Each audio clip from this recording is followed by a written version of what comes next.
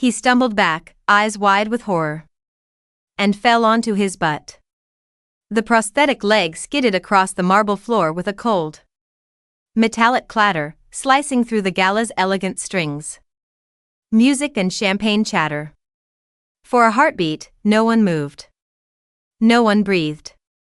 Every guest froze mid-conversation. Every camera flash halted. Every pair of eyes locked onto my empty pant leg. The frayed edge of my silk dress had ridden up, exposing a pale, scarred stump. Rough and uneven, a brutal contrast to the glittering luxury around us. Liam's hands dropped from my arm. His face blanched to the color of the marble beneath him. And he stumbled backward, collapsing onto his rear, staring at me like I'd risen from the dead. All the anger, all the contempt, all the blind, unwavering trust he'd showered on Chloe vanished in an instant, replaced by raw, unadulterated terror. His lips parted, but no sound came out. He just stared at the stump, then at the prosthetic line discarded in the crowd, as if he couldn't comprehend what he was seeing. You lost your leg?" he whispered finally, his voice cracking so hard I barely heard him over the murmur of the crowd. I didn't answer. I just lay there on the cold ground, coughing up pool water, my body trembling. Not from the chill of the water or the pain in my chest, but from the flood of old buried memories slammed into my bones. The stench of blood, and rot in a dark cellar. The counselor's cold voice saying, "Disobedient girls don't get to keep their parts." I curled into myself, pulling the hem of my dress down as far as it would go, trying to hide the stump, trying to make myself small, invisible, like I'd learned to do in that hell they'd sent me to. Chloe's sobbing stopped abruptly. She stood frozen beside Liam, her makeup streaked down her face, her eyes wide with panic. She planned this plan to push me into the pool, to make me look like the attention-seeking liar Liam always accused me of being. She thought I was still the spoiled, reckless Maya who'd won a city swimming championship at 10. Who could fight back? Who could scream and throw a tantrum and ruin her little act? She hadn't known I couldn't swim. Not anymore. She hadn't known I couldn't run, couldn't fight, couldn't even stand without help. She hadn't known what really happened to me in that wilderness therapy camp they'd handed me over to 5 years ago. It was an accident, Chloe shrieked, suddenly grabbing Liam's arm, her voice shrill with desperation. She tripped. I didn't push her. Liam, tell them you saw it was an accident. But Liam didn't look at her. His eyes stayed glued to my stump, to the prosthetic leg lying in the middle of the crowd. And memories crashed into him. Me walking stiffly, always wearing long skirts or pants. Never joining the family at the beach. Flinching whenever someone touched my right side. Refusing to climb stairs without holding onto the railing. He thought it was all part of my act, a way to manipulate them into feeling sorry for me. Had never been an act. It had been survival. My parents broke through the crowd, their faces ashen. My mother saw the prosthetic, clapped a hand over her mouth and collapsed to her knees, wailing so loudly it cut through the crowd's murmurs. Maya, my baby. What did they do to you? My father's face turned red with rage and grief, his whole body shaking. He strode to Liam, grabbed him by the collar, and slammed him against the stone wall behind them. What did you do? Dad roared, his voice trembling with fury. What did you let happen to her? You were supposed to protect her. I didn't. She never told us. Liam stammered, tears finally welling in his eyes, his voice breaking. I didn't know. I thought she was lying. You never asked. Dad snarled, slamming Liam against the wall again. You never looked. You just believed every lie Chloe told you. You called her a manipulator, attention seeker, a liar. While they were mutilating her. While she was being tortured. The crowd erupted in horrified murmurs. Reporters clicked their cameras frantically. Their flashes lighting up the night. The Sterling family's darkest, most shameful secret, how they'd abandoned their own daughter. How they'd handed her over to monsters. How they'd ignored her suffering for 5 years. Was exposed for the world to see. Chloe realized she was losing. That her perfect little life was crumbling around her. And she fell to her knees, sobbing. Crawling toward my mother. I'm sorry. I didn't know. I really didn't know, she wailed.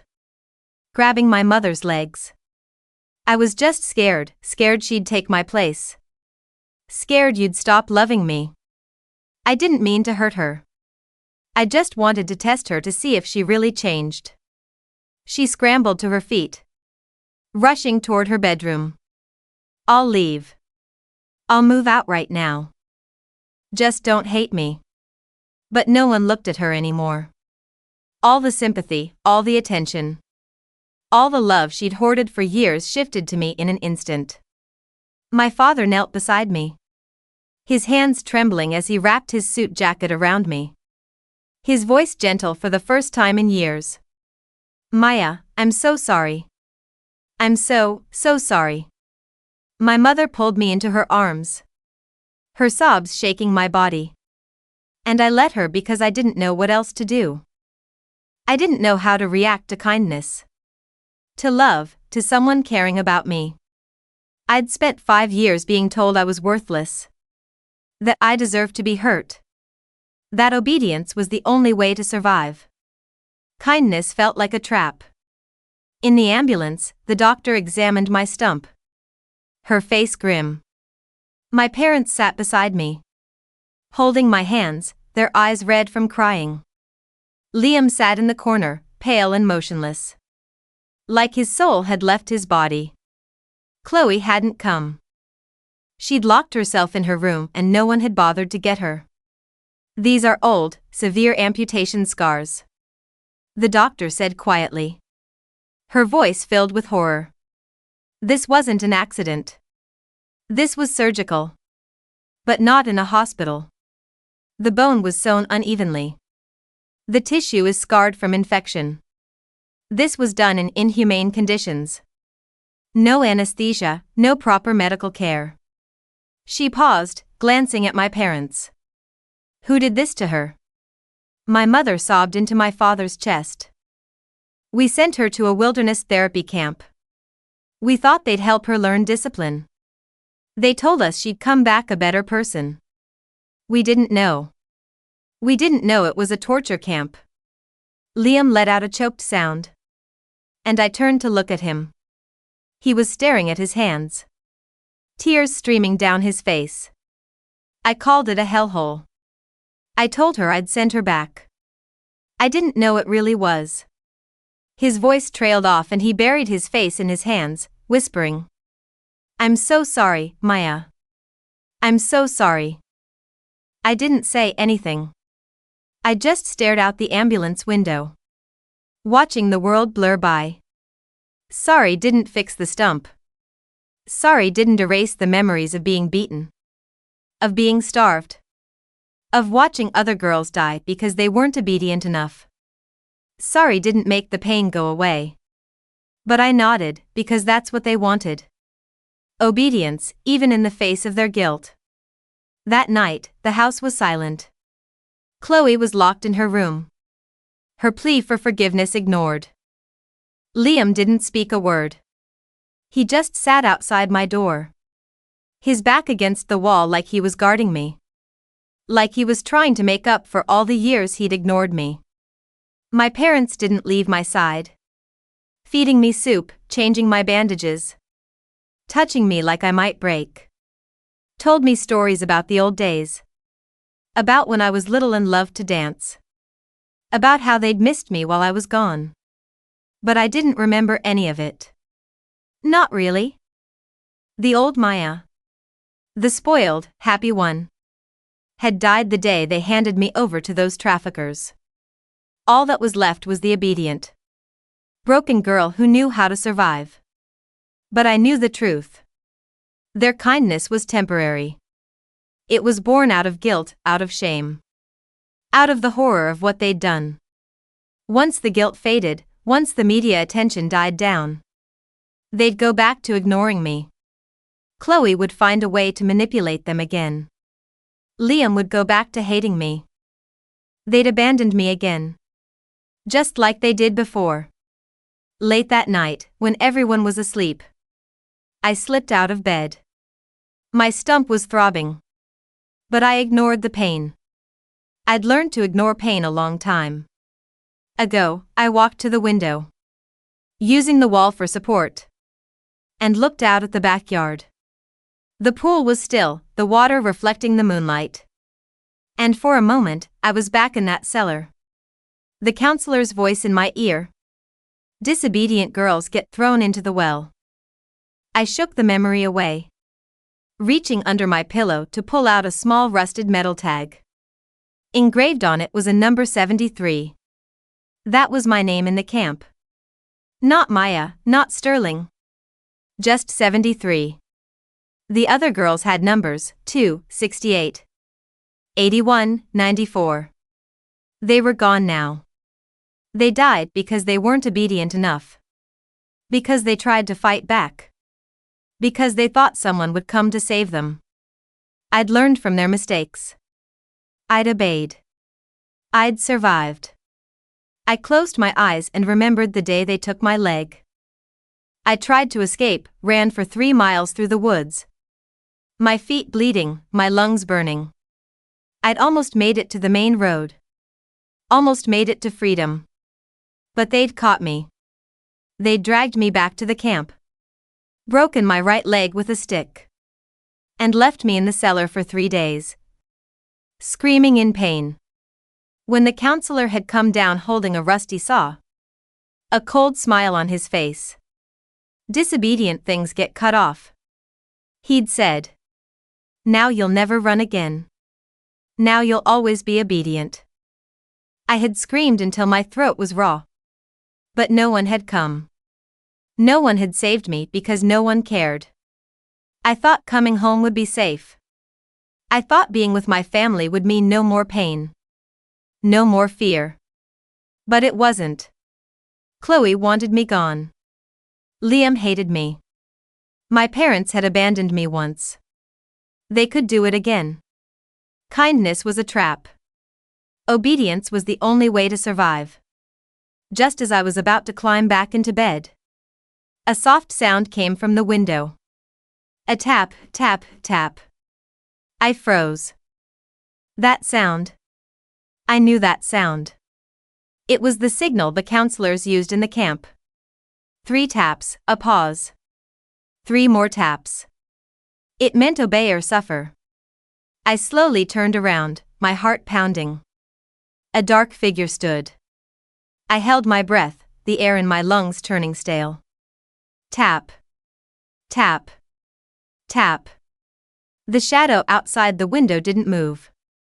My hand, trembling and cold, gripped the rusted metal tag, number 73, so hard the edges bit into my palm. Was he here? Had the counselor come to finish the job? To take the other leg because I had caused a scene? I reached for the latch. If I opened it, if I submitted, maybe he would be quick. I pushed the window open. The cold night air rushed in, smelling of expensive jasmine and chlorine, not the rotting leaves of the camp. Maya? The whisper didn't belong to a monster. It belonged to Liam. He was standing on the trellis outside my room, clinging to the ivy like a frightened child. His face was pale in the moonlight, his eyes wide and rimmed with red. He looked ridiculous, a grown man in a tuxedo shirt hanging off the side of a mansion. What are you doing? My voice was a rusty scrape. I heard a noise, he stammered, pulling himself up and awkwardly climbing over the sill. He landed on the carpet with a heavy thud. I thought. I was afraid someone was trying to get in. To hurt you. I stared at him. You were the one tapping? I was checking the glass, he said, rubbing his arm. To see if it was reinforced. Dad said we need security.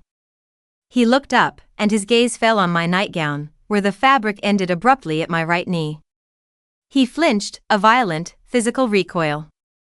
Don't, I whispered, instinctively trying to cover it. I'm sorry, Liam said, averting his eyes to the floor.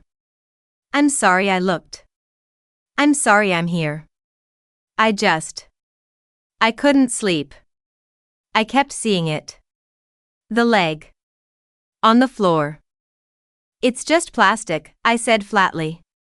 And metal. It's not just plastic, Maya. He looked up, sudden anger flashing in his eyes, not at me, but at the world. It's your life. It's 5 years of my life where I was eating steak and driving sports cars while you were. He choked on the words. Tell me. Please. You have to tell me what happened. Why? I asked. So you can feel better?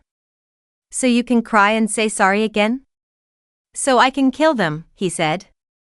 The tone was so cold, so unlike the brother who used to pull my pigtails, that I froze. I need to know names, Maya. I need to know who held the saw. I looked at him. Really looked at him. The arrogance was gone. In its place was a terrifying, hollowed outrage.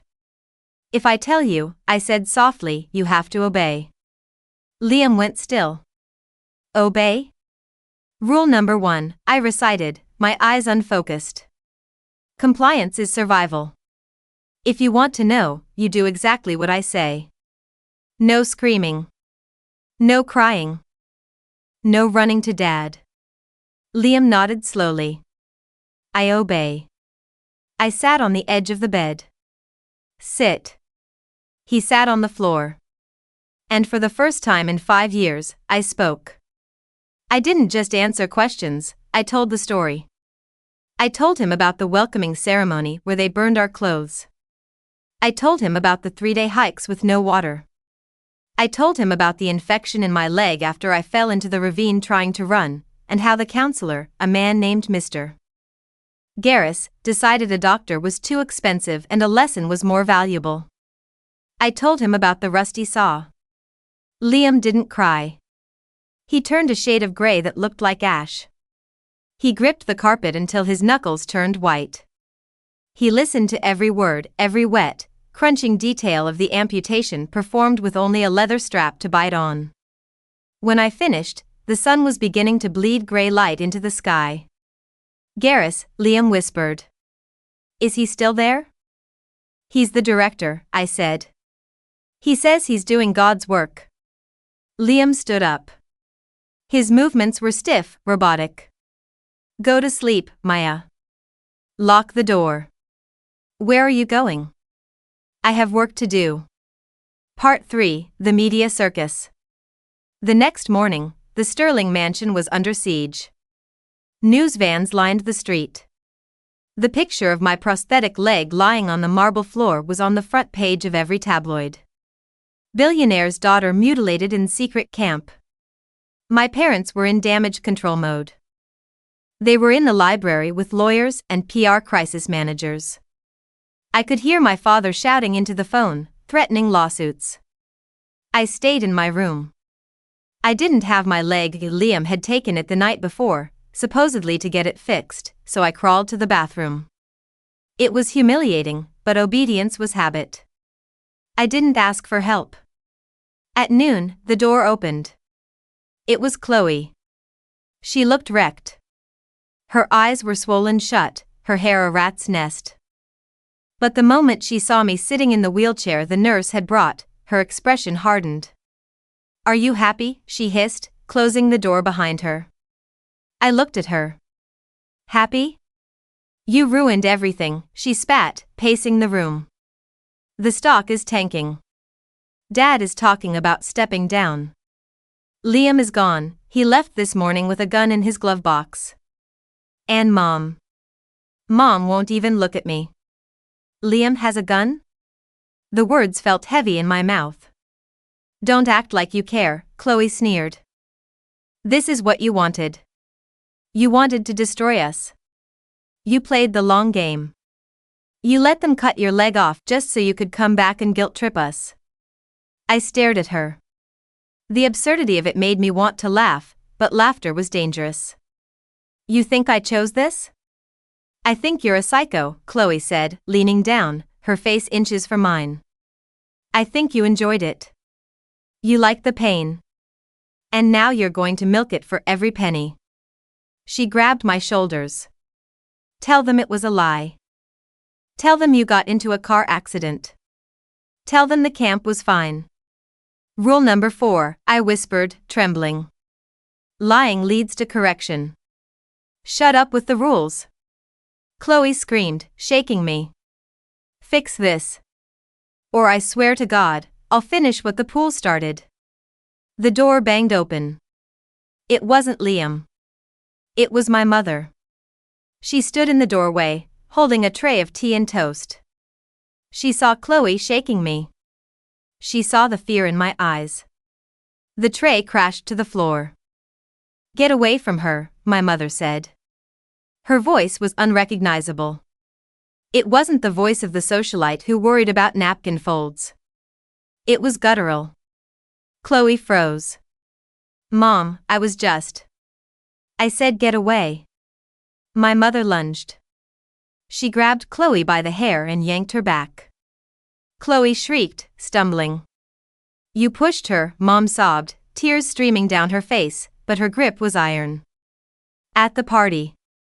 You pushed her. I saw the security footage this morning. Chloe went pale. Mom, no. And now you're in here, threatening her? Mom dragged Chloe toward the door. You are not my daughter. You are a parasite. You adopted me. Chloe screamed. You chose me. And now I unchoose you, Mom snarled.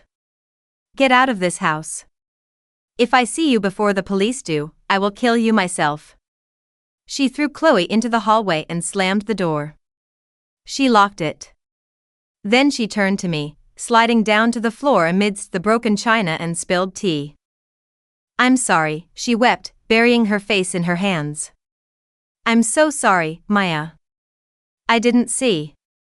I was blind. I looked at her. I felt a flicker of pity, but it was distant. Like watching a stranger cry in a movie. It's okay, I said automatically. I forgive you. Don't. Mom screamed, looking up. Don't forgive me. Hate me.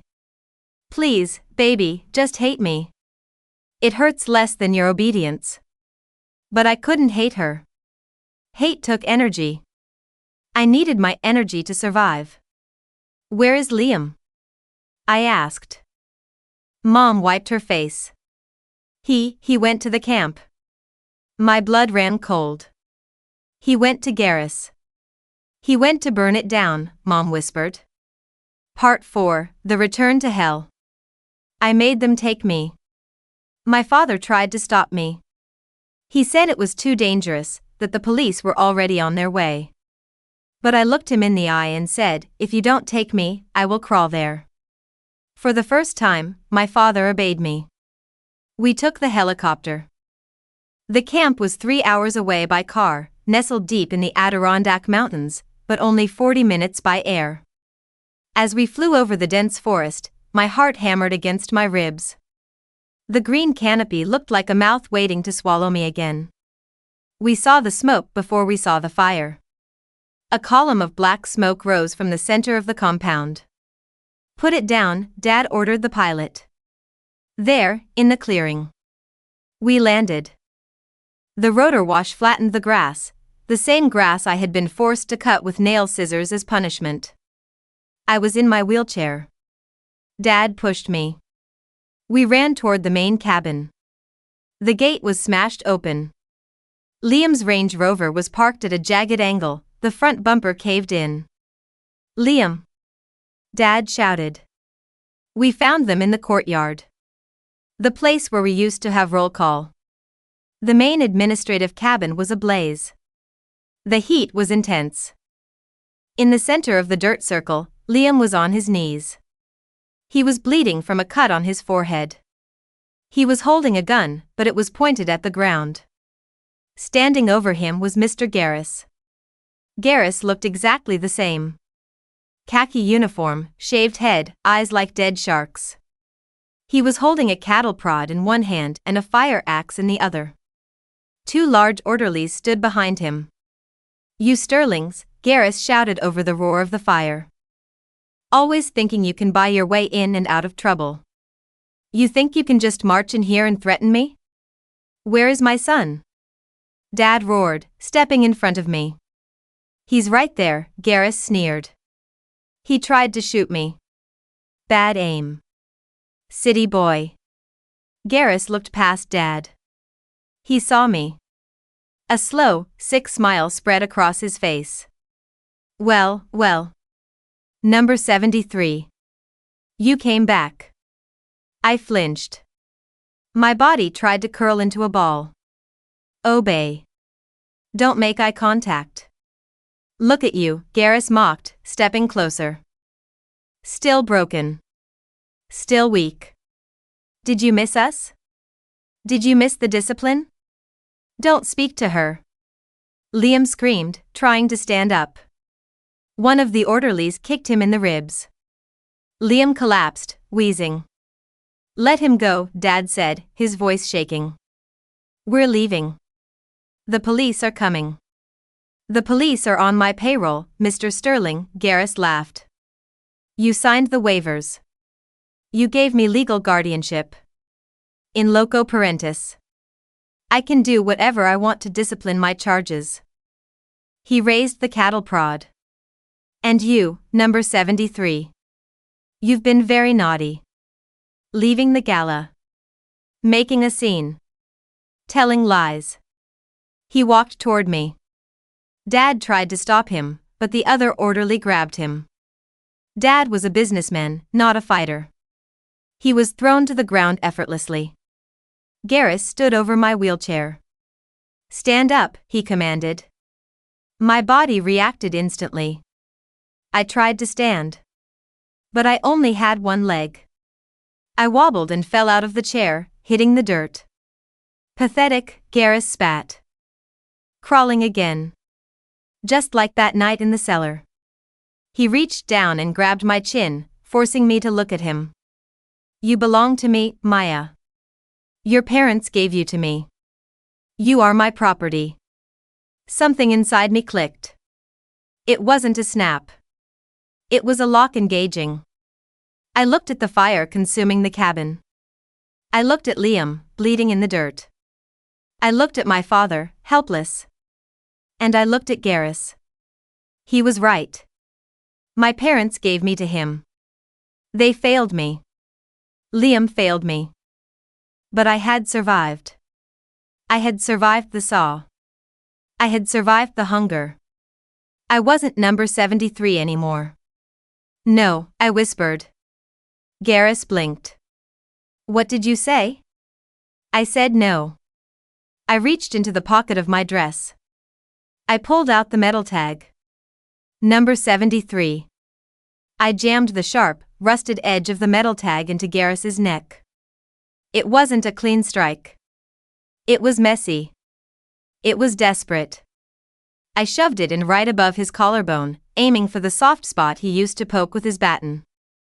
Garris gasped, his eyes bulging. He dropped the cattle prod. He reached for his neck, blood spurting over his fingers. "You." He gurgled. I grabbed the cattle prod from the dirt. I jammed it into his chest and pulled the trigger. 50,000 volts. Garris convulsed. He fell backward, twitching, his eyes rolling back in his head. The orderlies froze. They looked at their boss, writhing in the dust, then at the girl with one leg holding a lightning bolt. "Get out," I said. My voice wasn't a whisper anymore. It was cold steel. "Run." They ran. They were bullies, cowards. Without their leader, they were nothing. I sat there in the dirt, watching Garrus stop moving. Liam crawled over to me. He hugged me, burying his face in my neck. Dad was there a second later, wrapping his arms around both of us. I got him, I whispered. I followed the rule. What rule? Liam sobbed. Rule number 10, I said, looking at the fire. Kill the monster before he kills you. Part 5, The Ashes. The police did come, eventually. Not the local corrupt ones, but the state troopers and the FBI. Liam had sent the evidence to everyone before he came here. The files, the photos, the recordings I had described to him. Garrus survived the stab wound, but the stroke from the shock left him paralyzed on one side. He would spend the rest of his life in a prison hospital, unable to walk without assistance. Poetic justice. The scandal destroyed the sterling reputation. The stock plummeted. My father was forced to resign as CEO. They were investigated for negligence. They didn't go to jail, but they were social pariahs. The gala crowd turned on them, disgusted by their abandonment of their own child. Chloe was arrested 2 days later trying to use a stolen credit card to buy a plane ticket to France. She was charged with assault for the pool incident and fraud. She screamed my name as they dragged her away. And me? I didn't go back to the mansion. I spent 6 months in a real hospital. A place with bright lights and nurses who asked permission before touching me. I got a new leg. A state-of-the-art carbon fiber prosthetic. It didn't look like a real leg. It looked like a machine. I liked it. It was strong. Liam visited every day. He didn't ask for forgiveness anymore. He just brought me books. He sat in the chair and read to me. One rainy Tuesday, 6 months later, I was discharged. My parents were waiting in the lobby. They looked old. My mother's hair was gray. My father stooped. Maya, Mom said, stepping forward tentatively. The car is outside. We renovated the ground floor. You have a suite. It's beautiful. We want you to come home, Dad said. We want to make it right. I looked at them. I felt that old tug, the desire to please, to be the good daughter. To obey. But then I looked at Liam. He was standing by the door, holding my bag. He wasn't looking at them. He was looking at me, waiting. I'm not going with you, I said. Mom's face crumbled. But, where will you go? You need us. I needed you 5 years ago, I said calmly. I don't need you now. I walked over to Liam. My robotic leg made a soft work-lick sound on the tile. Ready? I asked him. Ready, Liam said. We walked out the automatic doors into the rain. I didn't look back at my parents. I didn't look back at the life that had thrown me away. Liam drove me to a small apartment in the city.